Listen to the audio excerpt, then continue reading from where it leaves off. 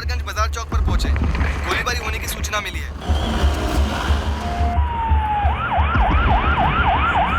नहीं निखिल, कुछ नहीं मालूम कैसे हुआ, किसने किया। नरेंद्र जी, हम बस अभी निकल रहे हैं दुकान के लिए। पापा कैसे हैं? धनीराम जी तुम्हारे पापा को लेकर मंगताराम अस्पताल गए हैं। तुम वहीं पहुंचो। मम्मी, नरेंद्र भाई साहब और क्या कह रहे थे? तुम्हारे पापा ठीक तो है ना निखिल? बस अस्पताल ले गए, इतना कह रहे थे। अस्पताल? आप चलिए। अस्पताल क्यों ले गए उन्हें? वो बोल तो रहे ना। सर हमने आपको कॉल किया था, हमारा नाम नरेंद्र जैन है, ये हमारी दुकान है। गोलियां किस पर चलाई गई? सुरेश शर्मा जी पर, ये उनकी दुकान है।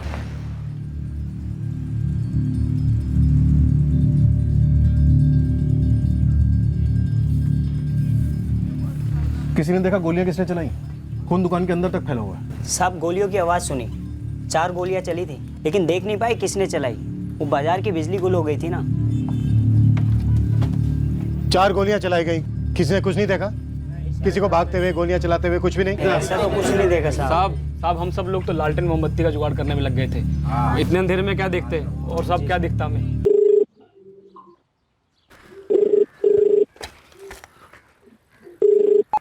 हेलो हेलो, दिनेश वर्मा जी बोल रहे हैं? हाँ बोल रहा हूँ। तुम कौन बोल रहे हो? असलम बेग, 15,000 का इनाम रखे हमारे ऊपर। असलम बेग वांटेड है क्या तू? जी साहब।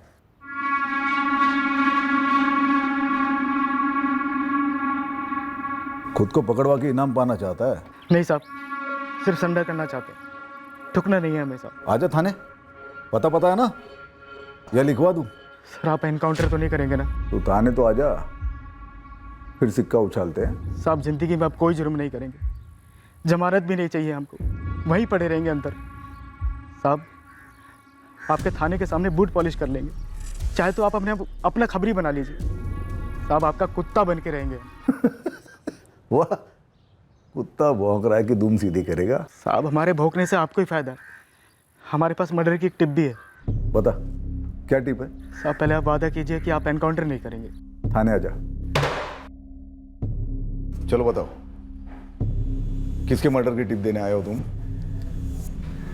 साहब अरे हम तुमसे कुछ उगलवा थोड़ी ना रहे हैं, तुम खुदों की टिप देने आए हो ना, तो अकला क्यों रहे हो? बोलो।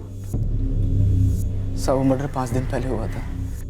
और 5 दिन पहले हुआ ये मर्डर हमारे थाने में दर्ज हुआ था। हॉस्पिटल लाए जाने पर पीड़ित को मृत घोषित किया गया था।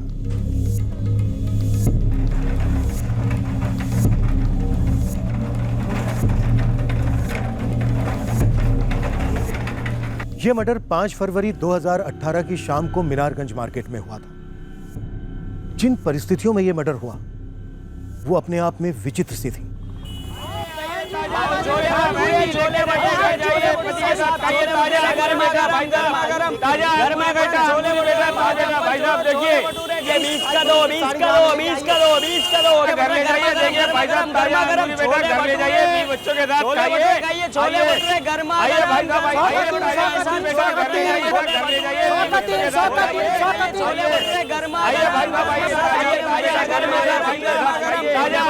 आगरा का ताजमहल, ताजमहल ओरिजिनल मार्बल का ताजमहल। आज शर्मा जी की दुकान पे सब मिलेगा। शर्मा जी की दुकान पे सब बेच रहे। आ जाओ। माँ हम 8:30 बजे तक आ जाएंगे। ज्यादा देर मत करना गीता। हाँ नहीं करेंगे, चलते हैं। आइए मैडम,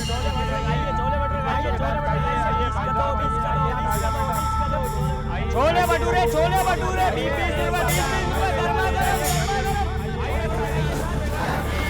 गर्मा गर्म चाय दो।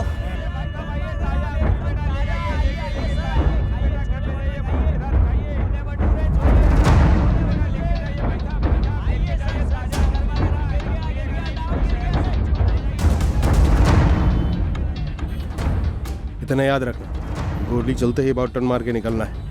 चेक करने की जरूरत नहीं कि जिंदा है मर गया है। इतना लोहा दागेंगे कि बचेगा नहीं। ये मर्डर एक खास माहौल में हुआ था। क्या ये माहौल इस कत्ल को अंजाम देने के लिए तैयार किया गया था या फिर इत्तेफाक से हुआ था? अचानक से उस शाम उस भरे बाजार में कुछ ऐसा हुआ जो आमतौर पर नहीं होता था।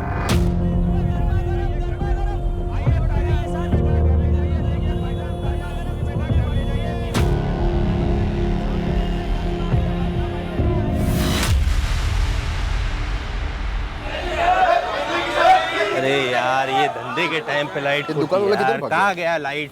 कल ही लिया था। आइए देखो मिल गया। अरे चंदर जी। देख के फ्यूज तो उड़ गया कोई? अरे नहीं नरेंद्र भाई, ये सिर्फ अपनी दुकान का ही नहीं, पूरे बाजार का पावर ऑफ हुआ है। अरे साहब बिजली कब तक आएगी? देखिए बाजार में धंधे का टाइम अभी शुरू ही हुआ है। चाचा आज रात तो बिजली आने से रही, पूरा ट्रांसफार्मर उड़ गया है। 6-8 लोग लगे हुए ठीक करने में।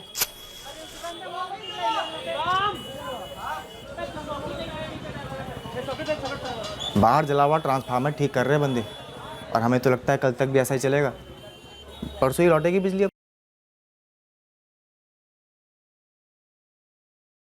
अरे क्या हुआ भाई? ये इस वक्त पटाखे कौन फोड़? पटाखों की नहीं है, गोलियों की आवाज है शायद। गोली गोली कहाँ चली भाई? अरे कौन चलाया गोली? अरे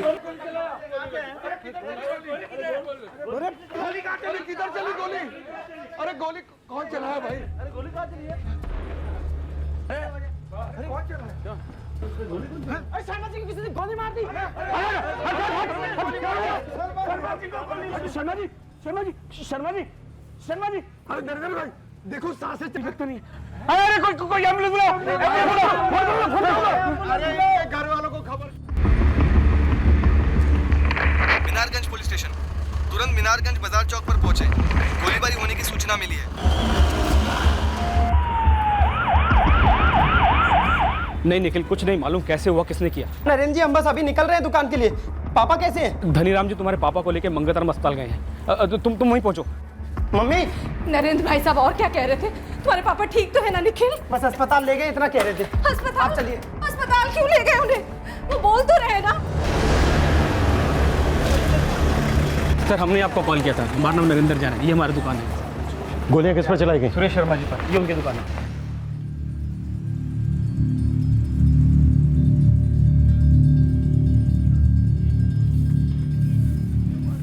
किसी ने देखा गोलियां किसने चलाई? खून दुकान के अंदर तक फैला हुआ है। सब गोलियों की आवाज़ सुनी, 4 गोलियां चली थी, लेकिन देख नहीं पाए किसने चलाई। वो बाजार की बिजली गुल हो गई थी ना। 4 गोलियां चलाई गई, किसी ने कुछ नहीं देखा? किसी को भागते हुए गोलियां चलाते हुए कुछ भी नहीं? ऐसा तो कुछ नहीं देखा साहब। साहब हम सब लोग तो लालटेन मोमबत्ती का जुगाड़ करने में लग गए थे। इतने अंधेरे में क्या देखते, और सब क्या दिखता हमें।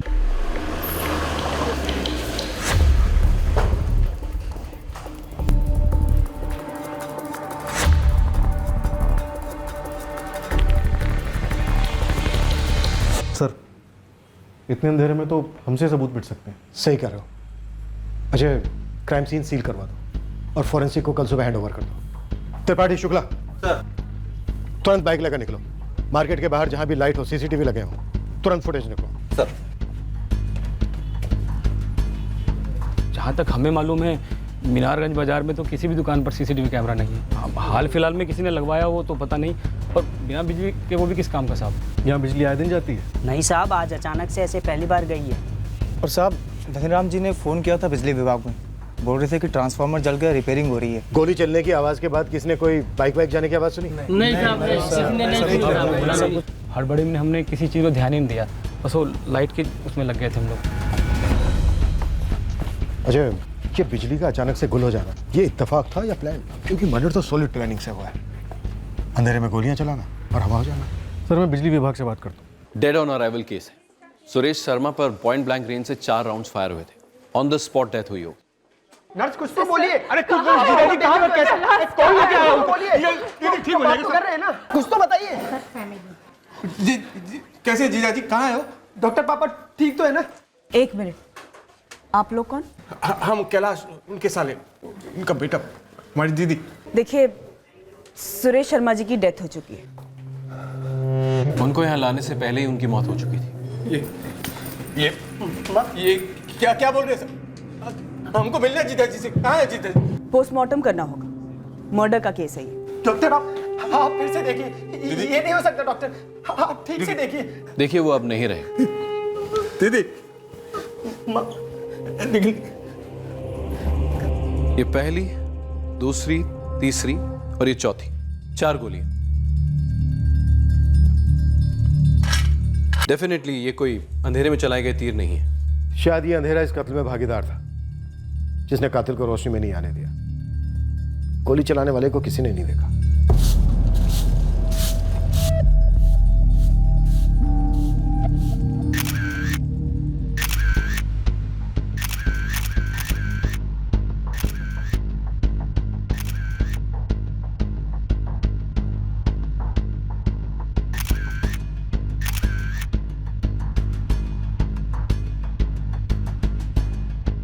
विक्टिम सुरेश शर्मा के जूते कलेक्ट करना मत भूलना, उन्हें इन फुटप्रिंट से मैच करना होगा।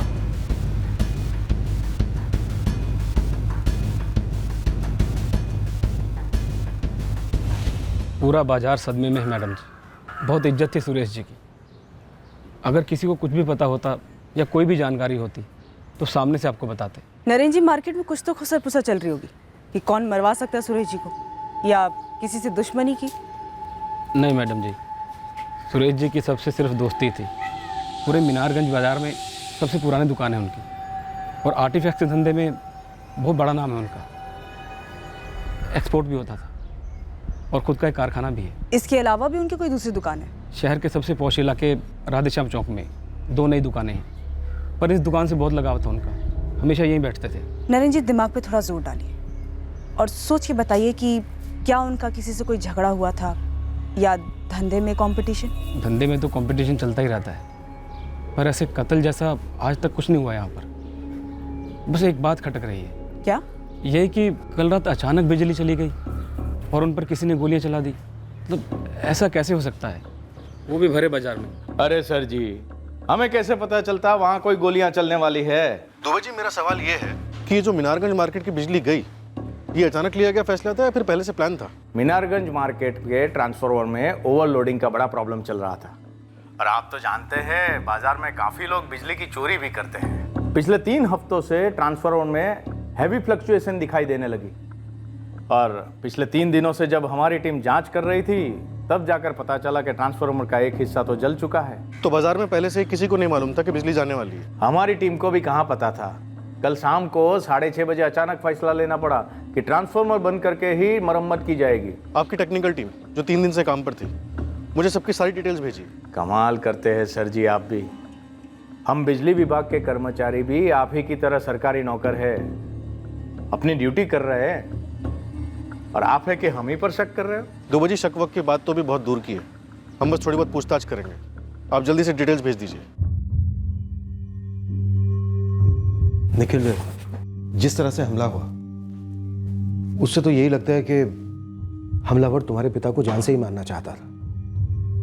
तुम्हारी नजर में है कोई ऐसा जो ऐसा चाहता हो? एक ही आदमी है सर, धर्मेंद्र शर्मा, हमारे पापा के छोटे भाई, हमारे चाचा। कोई खास वजह? वजह हमारी एक पुश्तैनी कोठी है सर। तो हमारे भतीजे निखिल ने हमारा नाम FIR में लिखवाया है। जी धर्मेंद्र सर, आपको हमारे साथ चलना होगा। कमाल है, वो हमारा नाम बोलता है और आप सीधे हमें गिरफ्तार करने चले आते हैं। गिरफ्तार कहाँ कर? आप नामजद हैं, पूछताछ तो बनती है। उसने नाम बोला और आपने FIR में लिख लिया। FIR में नाम लिखने से पहले करते पूछताछ?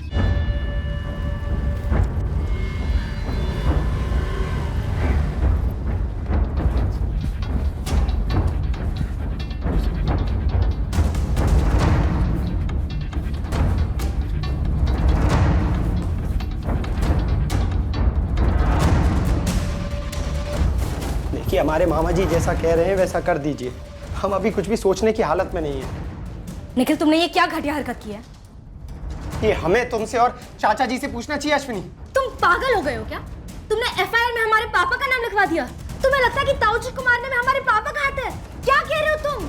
अरे हम भी तो शौक बना रहे हैं ना ताऊजी के मरने का। ये नाटक ना कहीं और करना अश्विनी। तुम और चाचा जी हो जिन्हें पापा से प्रॉब्लम थी, और तुम लोगों ने मिलकर उस पुरानी हवेली के चक्कर में हमारे पापा को मरवा दिया। हमें तो लग रहा है कि तुम ही ने ये सब कराया है, ताऊजी का बिजनेस हड़पने के लिए। बकवास बंद करो अश्विनी, हम अपने पापा को मरवाएंगे। हाँ, क्यों नहीं? अगर तुम्हें लगता है कि हमारे पापा ये सब करते हैं। निखिल, वो नरेंद्र जी का फोन है, सोनू का नंबर मांग रहे हैं।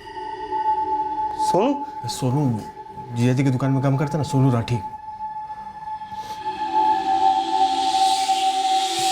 एक मिनट। 444-091-872। मैम, हड़बड़ी में शायद किसी को ध्यान ही नहीं आया। कांड होने से लेकर अब तक ये सोनू तो कहीं दिखाई नहीं दिया। ये सोनू फिक्स मुलाजिम है सुरेश शर्मा जी का? जी एकदम फिक्स। मैम, हमारी डिटेल स्कैनिंग हो चुकी है। 4 बुलेट्स के सेल्स भी बरामद हुए हैं। 33 कैलिबर की गोलियां इस्तेमाल हुई है जो पिस्टल में इस्तेमाल होती है, जो ज़्यादातर प्रोफेशनल सुपारी किलर्स इस्तेमाल करते हैं। डिटेल रिपोर्ट बहुत जल्दी भेज देंगे। इंस्पेक्टर, हमारा भतीजा निखिल बच्चा है, ऊपर से शौक में है, बोल गया होगा ना आप साहब, लेकिन आप लोग तो मजे हुए हैं, तजुर्बेकार हैं। धर्मेंद्र जी, हमारा तजुर्बा कहता है कि प्रॉपर्टी को लेकर भाई भाई का कत्ल करवा सकता है। तो आपको लगता है कि हमने अपने भाई को मरवाया है, किसी को भेजकर, किसी से गोली मरवा कर? कौन मारेगा गोली? कोई गुंडा, कोई सुपारी लेने वाला ना। ज़रा सोचिए, माहौल देखिए सर। आपकी पुलिस फोर्स सुपारी लेने वालों को ढूंढ ढूंढ के पकड़ रही है। रोज़ अखबार में पढ़ते हैं हम, इतने सारे एनकाउंटर हो रहे हैं। तो आपको बेवकूफ़ लगते हैं कि ऐसे में किसी को सुपारी उपारी देंगे, वो भी अपने भाई को मरवाने के लिए? अब देखिए धर्मेंद्र जी, ये सुपारी शब्द आपकी तरफ से आ रहा है और ये बेकार की पूछताछ आपकी तरफ से हो रही है। अब हो ही रही है तो फिर जवाब भी देते जाइए धर्मेंद्र जी। हथियार आपने दिए थे, ये हथियारें खुद लेकर आए थे। क्या आपको पता था कि मिराजगंज मार्केट की बिजली गुल होने वाली है? आपको कोई टिप मिली थी? ये हथियारे गए कत्ल करने और बिजली गुल होना उनके लिए बोनस था। आप भी गए थे हथियारों के साथ? हम 10 बजे तक अपने मसाले की दुकान पे थे सदर बाजार में, और वहां कोई बिजली नहीं गई थी। करीब 9:30 बजे हमारे पास हमारी बेटी अश्विनी का फोन आया कि ऐसा ऐसा हो गया है। क्यों? उससे पहले शूटर का कॉल नहीं आया कि काम हो गया है? देखिए, हम किसी शूटर वूटर को नहीं जानते, और एक पुश्तैनी कोठी के लिए हम अपने भाई का कत्ल नहीं करवाएंगे, कभी नहीं। तो फिर किस लिए करवाया धर्मेंद्र जी? वो कारण बता दीजिए। इंस्पेक्टर, वो कोठी ही थी जो सुरेश भैया और हमारे बीच में दीवार थी, और उसका फैसला किसी के मरने मारने से नहीं हो सकता था। मामला कोर्ट में है और कोठी पे ताला पड़ा हुआ है।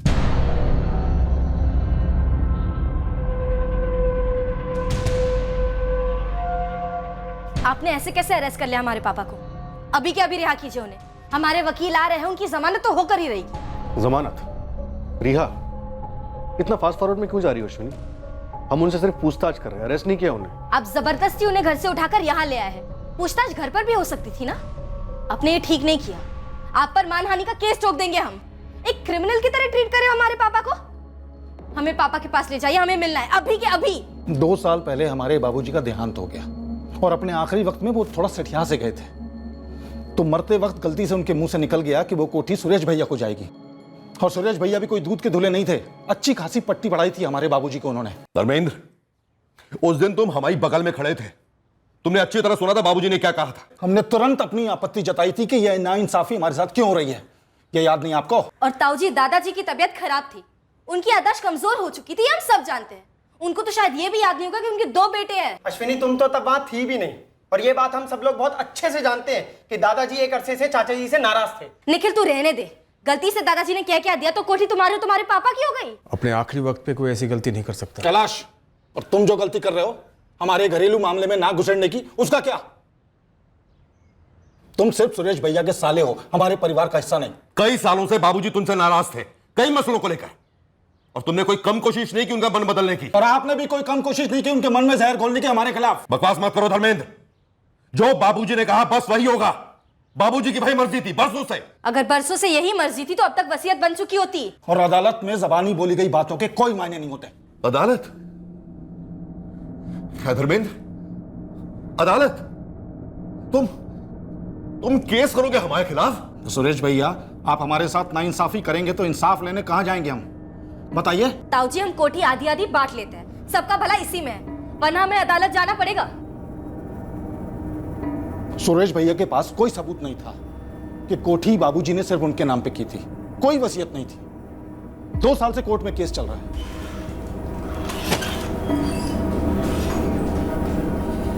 कोर्ट का फैसला कभी भी आ सकता है, तो ऐसे में हम कोई गलत कदम क्यों उठाएंगे? और उससे हो क्या जाएगा? पूरी की पूरी कोठी हमारे नाम पे हो जाएगी। ऐसा निखिल और ताऊजी चाहते थे, हम लोग नहीं। और अब ताऊजी नहीं रहे तो क्या इसका मतलब पूरी कोठी हमारी हो गई? नहीं, वो पुश्तैनी है, उस पर निखिल का भी आधा हिस्सा बनता है। सर, हो सकता है कि ये सब निखिल नहीं कराया हो और अपने ऊपर से शक हटाने के लिए मेरे पापा पर सब कुछ थोप रहा है। सर, ताऊजी बहुत स्ट्रिक्ट फादर थे, बहुत दबदब कर बड़ा हुआ ये निखिल। इतने सालों से गुस्सा पाल के रखा होगा। बेटा बाप का कत्ल करवा सकता है, लेकिन भाई भाई का कत्ल नहीं करवा सकता। सर, आप एक बार निखिल को पूछ कर तो देखिए, क्यों उसका चेहरा सफेद पड़ गया था सोनू का नाम आते ही। सोनू कौन? हाँ, हमें पता चला सुरेश जी के मर्डर के बारे में, हम बस जाने वाले थे उनके यहाँ पे। अब तक ना तू अपने मालिक के घर गया ना ही दुकान पहुंचा, तो अब तो तू रहने ही दे, सीधा मीनारगंज थाने पहुंच। मैडम, हमारा इसमें कोई हाथ नहीं है। वो तो कल बिजली गुल हो गई थी तो हमने साहब से छुट्टी मांगी और उन्होंने दे दी। अब तेरी छुट्टी कैंसिल सोनू, सीधा थाने आ। निखिल को लगता है वहां पर इल्जाम लगा सकते हैं, हम उसको छोड़ेंगे नहीं। मुंह तोड़ जवाब देंगे। वो निखिल और उसका वो शकुनी मामा कैलाश दोनों को नहीं छोड़ेंगे, देखना आप। ठीक है बेटा, ठीक है, जो कुछ करना शांति से करना, और सबसे पहले अपने गुस्से पे काबू रखो। तुम बता रहे हैं बहुत डेंजर है। साहब, ये धर्मेंद्र और उसकी बेटी अश्विनी के पीछे अपने बंदे लगा देते हैं। वैसे आप फोन रिकॉर्ड से तो पता लगा ही लेंगे कि उन्होंने किसे करवाया, अगर करवाया है तो। मुझे नहीं लगता फ़ोन रिकॉर्ड्स में कुछ मिलेगा। जो इतनी प्लानिंग से मर्डर करवा सकता है वो अपना फ़ोन इस्तेमाल करने की गलती नहीं करेगा। गुरु, तो ये पता कर इन दिनों शहर में शूटर कौन है? ठीक है साहब, कोशिश करते हैं। वैसे ही शहर के क्या, पूरे स्टेट का आज तक सुपारी मार्केट इतना ठंडा नहीं रहा। सारे शूटर डरे हुए हैं, सबकी लगी पड़ी है। या तो सब भाग गए, या सरेंडर कर दिए, या ठोक दिए गए। लेकिन सुरेश शर्मा का मर्डर पेशेवरों ने ही किया। हाँ साहब, कोई होगा उभरता हुआ बेवकूफ़ जिसने सुपारी लेकर इतना बड़ा जोखिम उठाया, या कोई अंदर वाला। हमें तो ये सोनू पर तगड़ा वाला डाउट है, जो सुरेश शर्मा के यहाँ काम करता है। जैसे ही बत्ती गुल हुई, सोनू छुट्टी लेता है और कोई आकर सुरेश की छुट्टी कर देता है। साहब, अब हमको कैसे पता होगा कि शूटर कौन है? क्योंकि शायद वो शूटर तू खुद है। क्या कुछ भी कह रहे हैं साहब आप? तो तू ऐन वक्त पर दुकान से कहाँ भाग गया था? भाग गया था? अरे साहब, बिजली गई थी तो वो बैटरी वाली लाइट हमने ही जलाई थी दुकान पर, और उसके बाद सुरेश जी से परमिशन लेकर गए थे हम। अच्छा तो साहब जी हम चले फिर? क्यों रे सोनू? अरे साहब, अब अंधेरे में कौन सा कोई ग्राहक आएगा, और आएगा भी तो क्या देखेगा, क्या खरीदेगा? और लाइट तो आने से रही वैसे भी। बिजली विभाग वाले तेरे ससुराल वाले, जो तू आंखें मूंद के कह रहा है कि बिजली आने से रही। आंखें मुंदी नहीं है साहब जी, खुली हैं, इसलिए कह रहा हूँ। पिछले 3 दिनों से ना ट्रांसफार्मर की चेकिंग चल रही है, और पकड़ में आया है कि एक ट्रांसफार्मर का हिस्सा जल गया है और ऑफ कर दिया, यानी कि काम शुरू होने वाला है। अच्छा ठीक है, तू जा, सर मत खा, और कल टाइम पे आ जाना। हाँ, टाइम पे आ जाएंगे। थैंक यू साहब। इस बातचीत का कोई गवाह है? गवाह कहाँ से होगा साहब? अब दुकान पर तो हम और सुरेश जी रहते थे। तो दुकान से गया कहाँ? साहब, हम सीधा घर गए थे और खाना खा के सो गए थे। और फिर पीछे से किसी को भेज दिया कि जा भाई गोली मार दे? अरे मैडम, फिर से? अरे हमने किसी को नहीं भेजा, और हम तो पिछले 3 सालों से सुरेश जी की दुकान पे काम कर रहे हैं ईमानदारी के साथ। आप लोग खामखा शक कर रहे हैं हम पर। तेरी कहानी जमी नहीं सुन। जिस दिन गोली चली उस दिन कई चीजें हुई। बिजली गुल हुई तो दुकान से जल्दी गया। और तुझे पता था बिजली नहीं आने वाली है? और किसे पता था? बोल जल्दी। गलत, ये गलत है मैम, ये सही नहीं है, ऐसा कुछ नहीं हुआ था। तेरे मालिक की याद में आज पूरा बाजार बंद है। हमारे सर पर भी टेंशन का बेताल बैठा है। बोल दे, कौन था शूटर या थे? क्यों मारा गया सुरेश? और गुमराह करने की कोशिश मत करना, वरना यहीं कहीं जिंदा गाड़ दूंगी। हमने नहीं मारा है उनको, लेकिन हमें पता है कि किसने मरवाया होगा, और ये बात आपको मार्केट में कोई नहीं बताएगा, क्योंकि सबकी लगी पड़ी है कि अगला नंबर उन्हीं का आएगा। और तू ये अब बोल रहा है? हाँ? किसने मरवाया सुरेश शर्मा? सब पांडे जी ने, आदर्श पांडे जी ने। साहब, हम आपको स्टाम्प पेपर पर लिख कर दे सकते हैं कि पांडे जी ने ही करवाया होगा ये सब। कौन आदर्श पांडे? पांडे जी की भी मीनारगंज मार्केट में सुरेश जी जैसी दुकान है। पांडे जी को टक्कर तो थी सुरेश जी से धंधे में, और तो और सर, व्यापारी मंडल के इलेक्शन में भी खड़े हुए थे पांडे जी सुरेश जी के खिलाफ, और बहुत बुरी तरीके से हारे थे। खुन्नस खा के बैठे थे पांडे जी सुरेश जी से। सोनू, अब तो पुड़िया बना के फेंक रहा है, बुरी तरह पिटेगा। नहीं साहब, भगवान कसम, हम झूठ नहीं कह रहे हैं साहब। और हम क्यों मरवाएंगे साहब को, और किसका साथ देंगे हम ऐसे ओछे काम में? बिजली गई थी तो हो सकता है कि पांडे जी को मौका मिल गया होगा, उनने भिजवा दिया होगा किसी को, और पता कर लिया होगा कि हम भी नहीं है दुकान पर। अगर हम होते दुकान पर तो कुछ नहीं होता सुरेश जी को। अगर आप लोगों को अब भी यकीन नहीं है तो आप खान साहब से पूछ सकते हैं। अब ये खान साहब कौन है? साहिल खान साहब का माल बाहर भेजते थे बेचने के लिए, एक्सपोर्टर है। हमने बात करते सुना था सुरेश जी को उनके साथ। भाई, जब भी हम सोचते हैं कि आदर्श पांडे इससे नीचे नहीं कर सकता, वो और ज्यादा घटियापन पर उतर आता है। वैसे तुमने उससे क्या कहा? देख लो भाई, आगे तुम्हारी मर्जी है, बाकी इतना तो लिख के ले लो हमसे खान साहब। अगर आदर्श पांडे ऐसा खेल खेल सकता है तो फिर वो कुछ भी कर सकता है।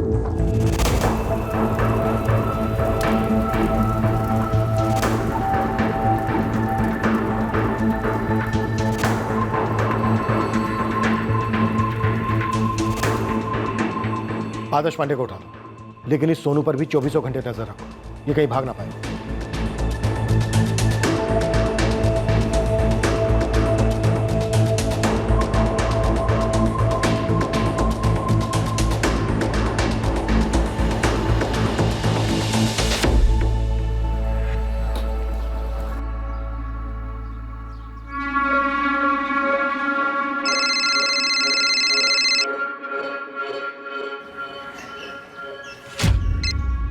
हेलो, आदर्श पांडे जी बोल रहे हैं?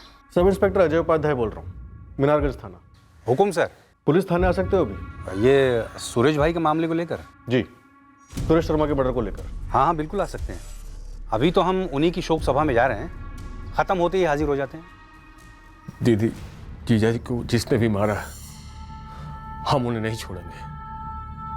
निखिल और हम मिलकर सब कुछ संभाल लेंगे। मम्मी, ये धर्मेंद्र चाचा का ही किया कराया है। अदालत भले पूरी कोठी उन्हें दे दे, पर धर्मेंद्र और अश्वनी को छोड़ना मत। उन्हें सजा मिलनी चाहिए। सजा तो मुंह तोड़ मिलेगी उन्हें। और रही बात कोठी की, वो भी उनको नहीं मिलेगी। वो कोठी निखिल की थी, है और रहेगी। साहब, मुझे लगता है कि ज़रूर कोई पुलिस के पास गया होगा। पक्का किसी ने चुगली की है। देखो गुरु, ये किसी सातिर शूटर का काम नहीं लगता है। सब जगह सन्नाटा है। काम तो पेशेवर का ही है। खुलेआम गोली चली और साइलेंसर भी नहीं लगा था। अगर पेशेवर शूटर होते तो वो बाइक से मार्केट में घुसते धूल उड़ाते हुए और वैसे ही निकलते। हुआ कुछ ऐसा? अरे पैदल आए होंगे और पैदल ही निकल गए होंगे। रेल और बस के अड्डे पे 5 और 6 फरवरी पे किसी भी हिस्ट्री सीटर की शहर से जाने की कोई खबर सामने नहीं आई है। पर कत्ल तो हुआ है, और बाकायदा सुपारी वाला। देख, जब शूटर मिलेंगे तब मिलेंगे। गन का पता कर, कहीं से तो गन खरीदा होगा। किसने बेची, कब बेची, कहाँ बेची? सर, बाजार का पूरा इलाका छाना। मीनारगंज की 500 मीटर की दूरी में किसी भी दुकान पर सीसीटीवी कैमरा नहीं है सर। लेकिन सर, सदर बाजार के दूसरे छोर पर 2 दुकानों के बाहर सीसीटीवी कैमरे लगे हुए मिले, पर फुटेज में कोई भी हड़बड़ा कर भागते भागते नहीं दिखा। मतलब शूटर पहले से बाजार में घात लगाए बैठे हुए, बिजली जाने के बाद आराम से आए, गोलियां दागी और भाग निकले। सर, पूरे चांसेस हैं कि वो गोली चलाकर बाजार में ही आराम से घूम रहे हो। एक तो अंधेरा था, ऊपर से भीड़ वाला टाइम था, तो भागने की जरूरत ही ना पड़ी हो। चुपचाप भीड़ में घुल मिल गए होंगे। सारे व्यापारियों की राय है कि बाजार और 4 दिन बंद रखा जाए और एक मोर्चा निकाला जाए। हमारे खिलाफ? हम पर दबाव बनाने? नहीं नहीं नहीं, बिल्कुल नहीं। ये जुल्म के खिलाफ आप लोगों ने जो एक आंदोलन चला रखा है पूरे राज्य में, हम उसकी सराहना करते हैं। लेकिन सुरेश शर्मा जी एक इज्जतदार आदमी थे, सबसे अच्छे रिश्ते थे उनके। सब हैरान हैं। ये गैंग वैंग को आप निपटा रहे हो, फिर भी एक नेक इंसान पे गोली चलती है। अरे कैसे दुकानदार धंधा करेगा ऐसा भय के माहौल में? ऐसे नेक आदमी से आपकी तो खूब बनती होगी आदर्श पांडे जी। अरे मैडम, हमारी दोस्ती तो जमने जमाने से परे थी। हम लोग एक ही धंधे से नहीं, समझो एक ही माँ के बच्चे थे। अरे सुरेश जी मेरे बड़े भाई जैसे थे। पांडे जी, ये लीपा पोते कहीं और आजमाइए। सुरेश शर्मा से व्यापारी मंडल का चुनाव हारे थे आप, और उनके ग्राहक भी तोड़ रहे थे। धंधे में तो कंपटीशन चलती ही है, और इलेक्शन में हार जीत तो लगी रहती है। इसका मतलब ये नहीं है कि हर हारने वाला जीतने वाले को मरवा दे। हम व्यापारी हैं, और जैसे पूरे देश में डेमोक्रेसी चलती है ना, वैसे हमारे मंडल में, हमारे धंधे में भी वही चलती है, डेमोक्रेसी। पांडे जी, एक्सपोर्टर साहिल खान को आपके सामने खड़ा करूं? सुरेश शर्मा का खास क्लाइंट, 2 महीने पहले जिसे आपने बुलाकर एक्सपोर्ट ऑर्डर आपके साथ फिक्स करने की गुजारिश की थी, रेट कटिंग की, सुरेश शर्मा को काटने, उसका बिजनेस खत्म करने की साजिश की। जब आदर्श जी ने हमें अपना ऑफर बताया तो मन ही मन हम हंस पड़े थे सर। आदर्श पांडे सुरेश शर्मा को बिजनेस में काटना चाहता था? बिल्कुल सर। साहिल भाई, हम दोनों मिलकर पूरे मार्केट पर हुकूमत कर सकते हैं, और इसमें दोनों का फायदा है। आइए, नया लॉट है, देख लीजिए एक बार।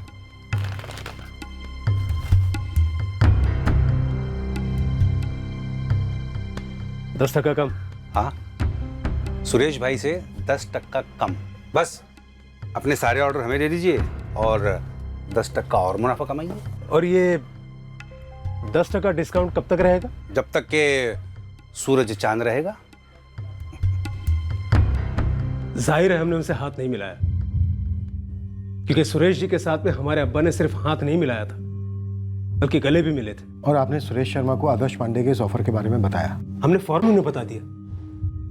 हम नहीं चाहते थे कि सुरेश जी को इस बात का पता बाहर से चले, और ऐसे भी धंधे की नजर से देखे तो हमें सुरेश जी की गरज ज्यादा थी, क्योंकि वो इस धंधे में मजबूत खिलाड़ी थे। धंधे में हरा नहीं पाया तो जान से मरवा डाला उन्हें। अच्छा ठीक है, ठीक है, हम मानते हैं नहीं बनती थी, हमारी दुश्मनी थी, लेकिन इतना समझ लीजिए आप, ये सुरेश शर्मा भी कोई दूध का धुला नहीं था। हमारे जैसे कई लोगों के साथ रंजिशें रही होंगी उसकी। टेढ़ी उंगली से घी बखूबी निकाल लेता था, चालाक। अरे वाह आदर्श पांडे जी, थोड़ी ही देर में राम से रावण हो गए सुरेश शर्मा जी। अभी थोड़ी देर पहले तो पता नहीं क्या क्या कह रहे थे, बड़े भाई जैसे थे, हमारी दोस्ती जमने जमाने से परे थी। देखिए, अब कोई चल बसे तो दो अच्छे शब्द बोलने पड़ते हैं, रिवाज है। लेकिन सच्चाई यही है कि इस मार्केट में ना अच्छाई का कोई स्कोप है ना सच्चाई का।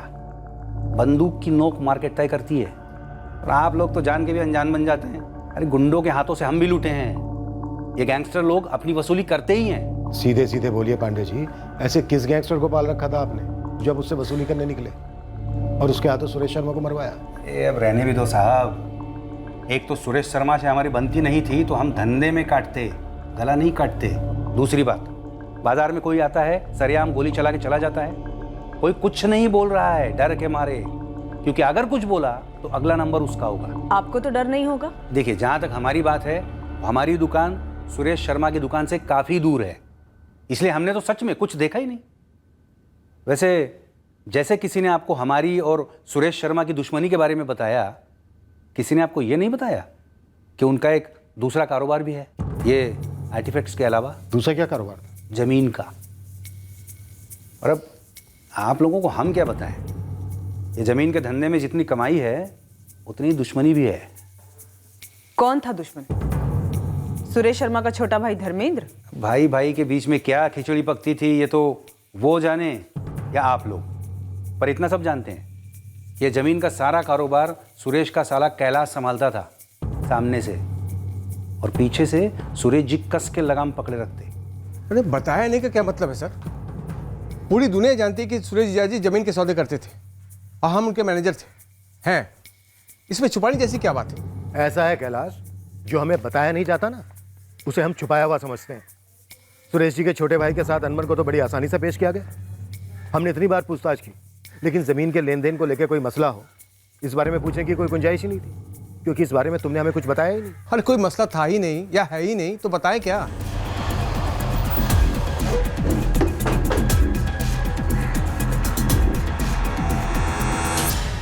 सर वैसे तो सारा काम कैलाश जी ही संभालते हैं, सुरेश जी तो बस दोपहर में आते, ठीक 2:30 बजे, और 5 बजे तक निकल जाते। हमें पता चला है कि कैलाश और उसके जीजा सुरेश के बीच कुछ अनबन थी। सर देखिए, हमको यहाँ पे सिर्फ 4 महीना ही हुआ है सर, हमको इस अनबन के बारे में भला क्या पता होगा सर। मतलब अनबन थी, पर क्या थी, क्यों थी, ये तुम्हें नहीं पता? सर हमको कुछ नहीं पता है सर। आप उस मंगल से बात कीजिए ना, वो मंगल अग्रवाल। कौन है मंगल अग्रवाल? हम उसी की जगह पर आए हैं। 4 साल से मंगल ही कैलाश जी और सुरेश जी के साथ यहाँ काम कर रहा था। कहाँ मिलेगा ये मंगल? उसका नंबर है? निखिल, तुमने बताया नहीं कि तुम्हारे पापा और तुम्हारे मामा के बीच में मनमुटाव था? मैडम, जब कुछ पता ही नहीं था तो क्या बताता, और मामा जी तो घर के हैं, हर मुश्किल में साथ खड़े रहे हैं। वो मर्डर करवा सकते तुम्हारे पापा का? मैडम, आपको क्या पता चला है, पहले आप वो बताइए हमें। किसी को भी बख्शिएगा मत, चाहे वो कोई भी हो, चाहे हम लोगों का कोई भी या किसी और का कोई भी। बस हमारे पापा के हत्यारे को ढूंढ निकालिए। तुम्हारे पापा काफी स्ट्रिक्ट किस्म के थे? हाँ थे। तो सिर्फ तुम्हारे साथ थे या सबके साथ थे? सुना है तुम्हारे मामा को खुद से कोई फैसला नहीं लेने देते थे जमीन के बिजनेस में। देखो, हम तुम्हारे मामा से पूछताछ कर रहे हैं, जिस किसी ने भी ये साजिश की है हम उस तक जरूर पहुंचेंगे।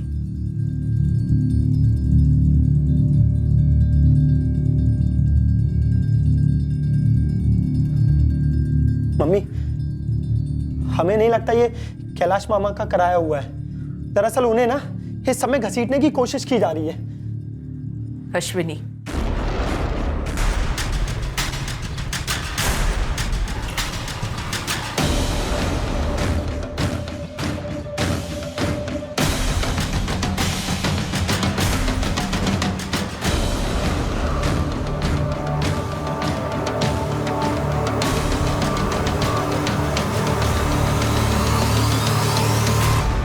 टट्टू, कठपुतली, जैसा सुरेश जी बोलते थे वैसा ही तुम्हें करना पड़ता था। तुम खुद से कोई फैसला नहीं ले पाते थे। न टट्टू न कठपुतली सर, मैनेजर।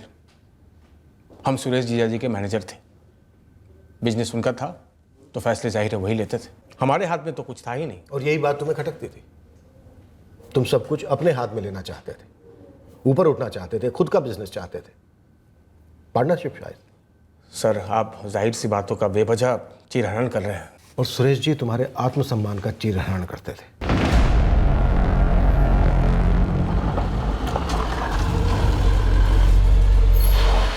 अरे सर, हमको दूसरा जगह नौकरी मिल रहा था बढ़िया तनख्वाह पे, इसलिए हम सुरेश जी की नौकरी छोड़ दिए।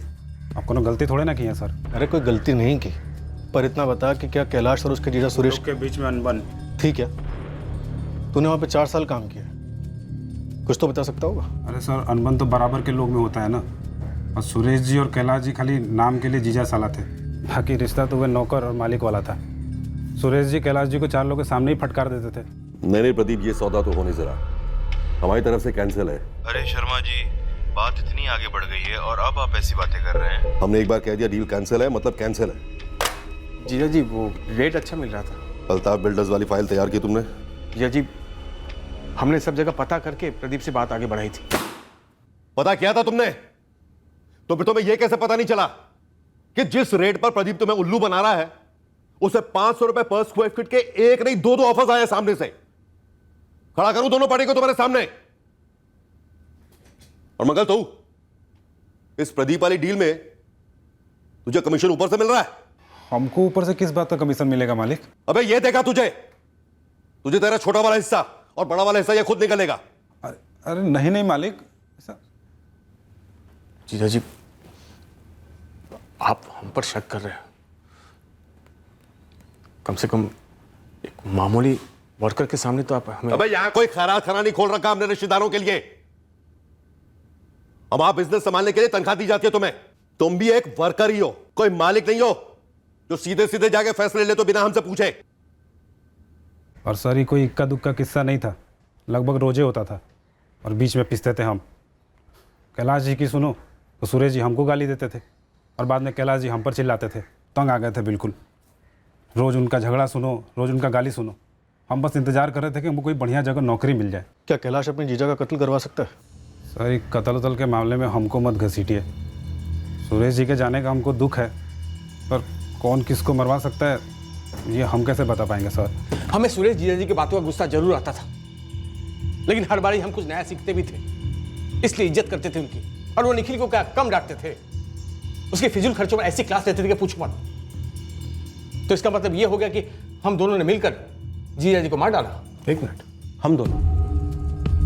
हम बात सिर्फ तुम्हारी कर रहे हैं कैलाश, ये बीच में निकल कहां से आ गया? बेटा सर, हम आपके हाथ जोड़ते हैं, हम वैसे ही बहुत दुखी हैं और आप ऐसा भद्दा आरोप लगाकर हमारा टेंशन मत बढ़ाइए। हमारे दीदी के पति थे सुरेश जी, हमारे बड़े भाई और बाप समान थे वो।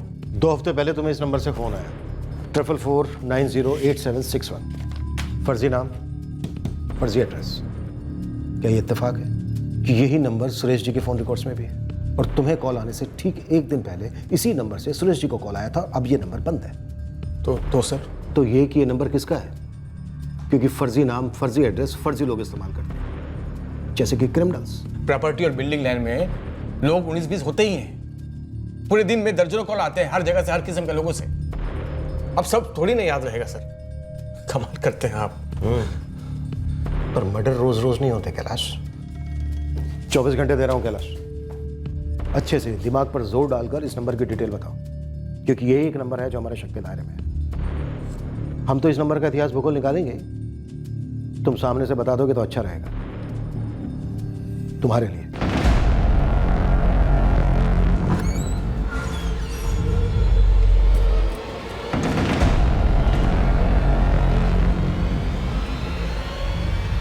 मीनारगंज मार्केट में सबकी लगी पड़ी है, सब हिले हुए हैं। कोई झूठ बोल रहा है? किसी ने कुछ देखा हो और छुपा रहा हो? कुछ समझ में नहीं आ रहा है।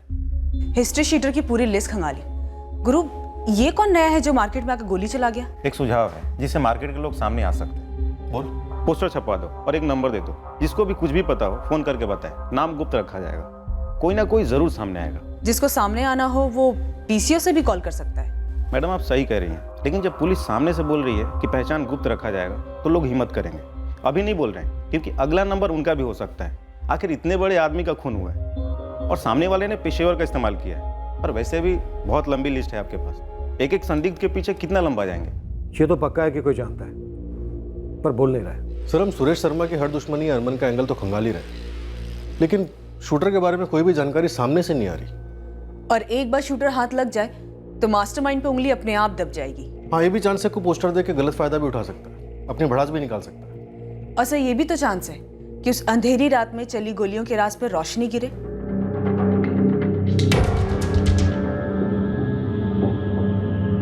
पूरे शहर में ये पोस्टर लगे, हर किसी की नजर पड़ी उन पर। हमें उम्मीद थी कि मीनारगंज मार्केट में से कोई ऐसा जरूर होगा जिसने हत्यारे को देखा होगा, पर हमें बताने से कतरा रहा होगा। शायद पहचान गुप्त रखने के आश्वासन से वो हमारी मदद कर दे।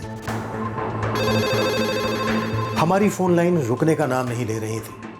एक के बाद एक कई लोगों ने फोन करके बताया कि उन्होंने शायद हत्यारे को देखा था और उसका हुलिया भी बताने की कोशिश कर रहे थे। हर किसी को लग रहा था कि 5 फरवरी की बिन बिजली की रात को उन्होंने किसी को तो देखा था। उन्हें ऐसा लग रहा था कि उसी ने शायद सुरेश शर्मा के सीने में 4 गोलियां दागी थी।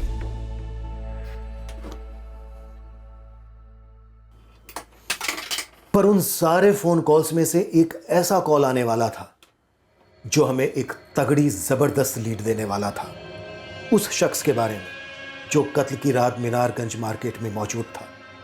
तब से मौजूद था जब बिजली थी और तब तक था जब बिजली कट गई। पर इस कॉल के आने के पहले हमारे हाथ एक और सुराग लगा। ये खबर थी हमारी पुलिस फोर्स के एक अलग डिपार्टमेंट से कि सुरेश शर्मा की हत्या के पीछे एक गैंगस्टर का हाथ हो सकता है। किसका मर्डर हुआ था 5 दिन पहले? वो साहब मीनारगंज मार्केट में जो मर्डर हुआ था। व्यापारी सुरेश शर्मा का मर्डर किसने किया? साहब ये तो नहीं मालूम, हमको बस इतना मालूम है कि ब्रिजेश पाल ने उस सेठ को कॉल किया था।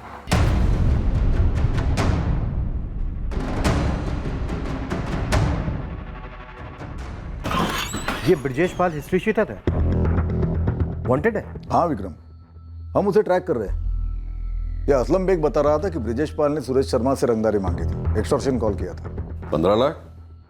किस खुशी में? वाह सुरेश जी वाह, माहौल इतना बदल गया है कि आप सीधा सीधा पूछ रहे हैं किस खुशी में। हमारे पास 15 लाख रुपए नहीं है तुम्हें देने के लिए। ये भी कोई बात हुई सुरेश जी, आप सीधा सीधा मना कर रहे हैं। हम नहीं दे सकते, मतलब नहीं दे सकते। सुरेश शर्मा के फोन रिकॉर्ड से जो नंबर मिला वो फर्जी नाम फर्जी एड्रेस से खरीदा गया था। वो यही कॉल हो सकता है ब्रिजेश पाल का। हाँ हो सकता है, हम लगे पड़े ब्रिजेश पाल को ढूंढ निकालने में। पूरी संभावना है कि यही तुम्हारा शूटर है। अंडरवर्ल्ड गैंगस्टर ब्रिजेश पाल के एक आदमी ने सरेंडर किया है। उसने बताया कि ब्रिजेश पाल ने सुरेश शर्मा को फोन किया था। कोई फर्जी नंबर हो सकता है। सर एक और डेवलपमेंट भी है। एक नाम उभरा है, एक कॉल आया था पोस्टर देखकर। हाँ सर, एक नाम दिया गया जो कत्ल की रात क्राइम सीन पर मौजूद था। हेलो मीनारगंज पुलिस थाना। मुझे पता है सुरेश शर्मा को किसने ठोका है। बोलिए, मैं सुन रहा हूँ। मोहित मोरे ने उसकी सुपारी ली थी, धर लो उसे।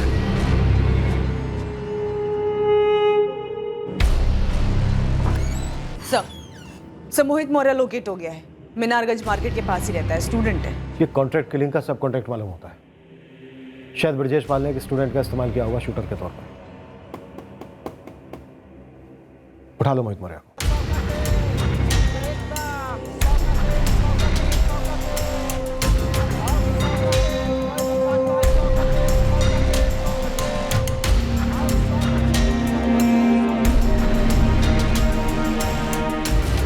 हमें एक बात समझ में नहीं आ रही है कि ये पुलिस सोनू को काहे अंदर नहीं कर रही, जबकि हमें तो सबसे बड़ा झोलू यही लगता है। अब पुलिस अपने आप देख लेगी उसको, और वैसे भी वो अब तक पुलिस के शक के दायरे में ही है, ऐसा हमने सुना है। और सुन, ये भी हो सकता है कि तू भी पुलिस के शक के दायरे पे।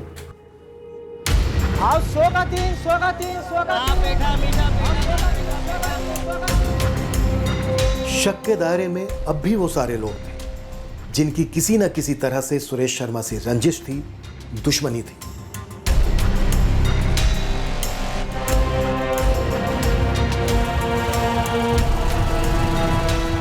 अब ये केस और पेचीदा होने जा रहा था।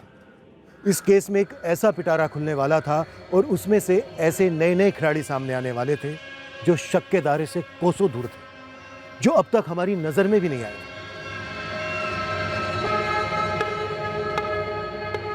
उनमें से कुछ जेल के अंदर थे और रिमोट कंट्रोल से जुर्म के पहिए कंट्रोल कर रहे थे।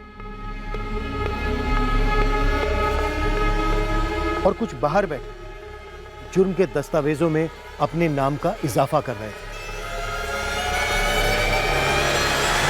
कल रात हम इस केस के हर पहलू को निचोड़ेंगे और इस मर्डर की तह तक जाएंगे। क्राइम पेट्रोल सतर्क। जय हिंद।